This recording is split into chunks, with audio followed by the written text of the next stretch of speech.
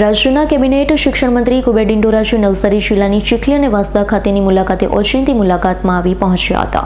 રાજ્યના કેબિનેટ શિક્ષણ મંત્રી કુબેર ડિંડોર સુરતના એક પ્રોગ્રામમાં હાજરી આપવા આવ્યા હતા. આ દરમિયાન નવસારી જિલ્લાના ચીખલી ખાતે પીએમ શ્રી કુમાર શાળા અને કન્યા શાળામાં ઓચિંતી મુલાકાત આવી પહોંચ્યા હતા, જ્યાં તેમણે શાળાના વિદ્યાર્થીઓ સાથે સંવાદ કર્યો. સાથે જ શાળાના આચાર્ય અને શિક્ષકો સાથે ચર્ચા કરી જરૂરી સૂચનો પણ આપ્યા. સાથે જ શાળાની પ્રશંસા પણ તેમના દ્વારા કરવામાં આવી હતી.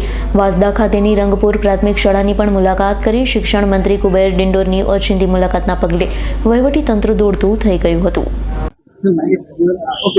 સૌને મારા નમસ્કાર. આજે મારા જિલ્લાના સુરત જિલ્લાના પ્રવાસે હું નીકળ્યો હતો, પણ મારી પાસે સમય હતો એટલે નવસારી જિલ્લાના પ્રવાસે આવ્યો છું અને આકસ્મિક આપણી પીએમસી સ્કૂલ ચીખલી કન્યા અને કુમાર બંને શાળાની મુલાકાત લીધી. આપણા સન્માનીય દેશના પ્રધાનમંત્રી નરેન્દ્રભાઈ મોદી સાહેબનું જે વિઝન છે કે 2047નું ભારત વિકસિત બને, મહાસત્તા બને, વિશ્વગુરુ બને, આત્મનિર્ભર આપણું ભારત બને, એના માટેના જે પ્રયત્નો છે એમાં શિક્ષણમાં આમૂલચૂલ જે સુધારો જે કરવામાં આવ્યો છે, નવી એનઈપીનું ઇમ્પ્લિમેન્ટ કરવામાં આવ્યું છે, એના ભાગરૂપે આપણા ગુજરાતમાં પણ 448 જેટલી પીએમસી સ્કૂલો સન્માન્ય દેશના પ્રધાનમંત્રી નરેન્દ્રભાઈ મોદી સાહેબના માર્ગદર્શન ચાલુ કરવામાં આવી છે. એમાં તમામ સુવિધાઓથી સજ્જ આપણું કેમ્પસ બને એના માટેના પ્રયત્નો છે.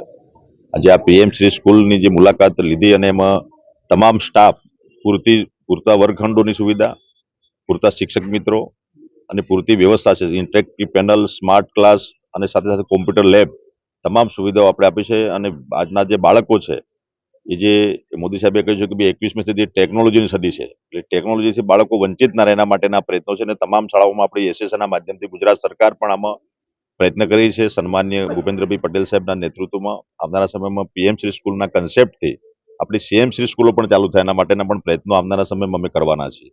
એટલે આપણી જે ગુજરાતની જે 32,000 જે શાળાઓ છે એમાં અપગ્રેડ કરીને એમાં જ આપણી વ્યવસ્થા સારી થાય અને તમામ બાળકોને, આપણે ગરીબ મધ્યમ વર્ગના બાળકોને આપણી સરકારી શાળામાં સારામાં સારું શિક્ષણ મળે, એ જે સંદેશ સાથે, એ સંકલ્પ સાથે અમે પણ આગળ વધવા જઈ રહ્યા છે. અને આજે આ પીએમસી શાળાઓની મુલાકાત લીધી છે. સરસ વ્યવસ્થા છે, વિદ્યાર્થી દીકરા દીકરીઓ સરસ એજ્યુકેશન સ્માર્ટ ક્લાસમાં એ જે ઇન્ટરેક્ટિવ પેનલ પર એ ભણી રહ્યા છે, કોમ્પ્યુટર ચલાવી રહ્યા છે, લેપટોપ ચલાવી રહ્યા છે, આનંદની બાબત છે.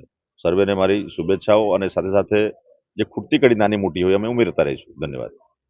Bureau report S9 news Surat.